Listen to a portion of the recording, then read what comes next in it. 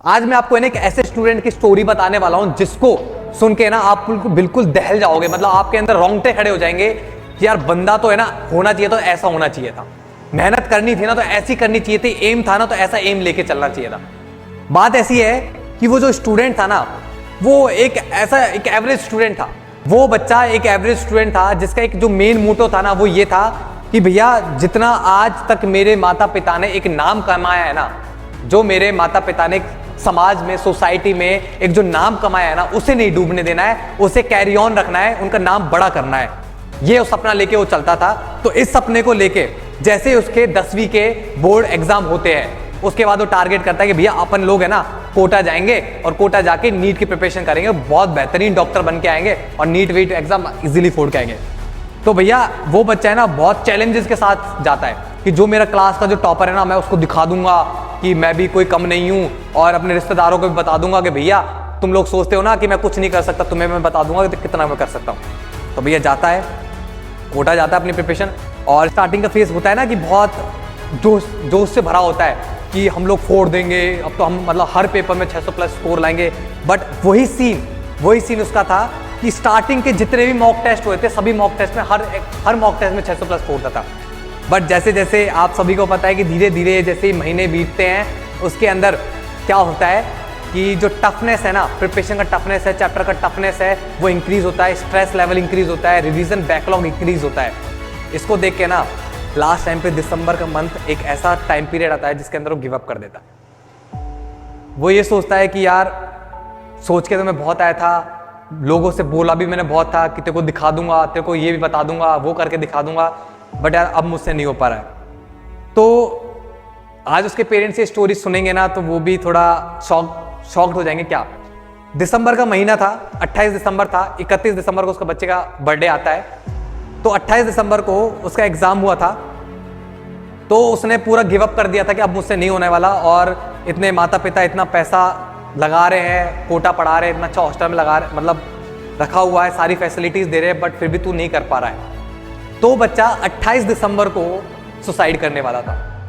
वो बच्चा 28 दिसंबर को सुसाइड करने वाला था। जैसे ही वो सुसाइड करने जा रहा था, तुरंत कॉल आता है, और कॉल भी उसके फादर का आता है। तो उसके वो कॉल रिसीव करता है, तो उसके फादर उससे बोलते हैं कि देखिए सुमित है ना, ऐसी बात है कि हमारे लिए ना यही चीज नहीं है, यही हमारे लिए ये चीज बिल्कुल क्लैरिफाई नहीं कर सकती कि तेरे लिए नीट के अलावा तेरी जिंदगी में कुछ नहीं है। देख, अगर तेरे को करना है ना, अगर तेरे को नीट करना है तो तू खुद से करेगा। कोई तेरे को कितने झोंक ले, कितने धक्का दे ले, कितने प्रेशराइज कर ले, तू नहीं कर सकता। अगर तेरे अंदर खुद के अंदर पोटेंशियल होगा ना, खुद के अंदर एक जुनून होगा, तो तू कर पाएगा, नहीं तो नहीं कर पाएगा। तो मेरे पापा ने मेरे से ये बोला था, आ गया ना वो बच्चा मैं ही हूँ। मेरे पापा ने मुझसे ये बोला था कि बेटा देख, हिम्मत कभी हारनी नहीं है, ठीक है, मेहनत इतनी करो। मतलब वो ये कहने का मतलब उनका ये था कि तू इतना कुछ कर सकता है कि आज तक किसी ने नहीं किया होगा, ठीक है। तो ये बोलते थे वो हमेशा कि हिम्मत मत हार, मेहनत करता जा, एक दिन सफलता तेरे कदम चूमेगी। ये लाइन मेरे पापा ने उस दिन मेरे को बोला था। उस दिन के बाद मैंने डिसाइड कर लिया था कि भैया अब तो करके दिखाना है। अब तक भी मैं कर रहा था, बट जो कर रहा था ठीक है, जो हुआ जो ना हुआ कोई दिक्कत नहीं है, बट अब तो करके दिखाना है, और अब तो फोड़ के दिखाना है। उसके बाद मेरे पास जेई में सिर्फ 2 महीने रह गए थे, नीट एग्जाम में 3 से 4 महीने रह गए थे। मैंने पूरा ठान लिया था कि भैया अब कुछ भी हो जाए, जो भी है सो है, पूरी जी जान लगानी है। दोस्त, सीन ऐसा था कि पूरी 11th बर्बाद, पूरी 11th खत्म, पूरा 12th अच्छे से नहीं आता था। 2 महीने मेरे पास थे। तो अब तू सोच सकता है कि उस टाइम पे मेरी कितनी खतरनाक कंडीशन थी कि भैया अगर मैं एक स्टेप लेता था ना तो 10 लोग मेरे को पीछे से खींचते थे कि तू नहीं कर सकता। जैसे ही आगे जाता था फिर से पीछे। तो भैया डिसाइड कर लिया था कि करना है तो करना है, गिव अप तो देना ही नहीं है, गिव अप तो करना ही नहीं है। 2 महीने प्रॉपर टाइम टेबल बनाया, प्रॉपर शेड्यूल बनाया, किस टीचर से पढ़ना है, क्या करना है, पूरा एक शेड्यूल पूरा प्रिपेयर कर लिया। 2 महीने स्ट्रिक्टली पूरी नींद, पता है, सोना खाना पीना सब कुछ त्याग दिया।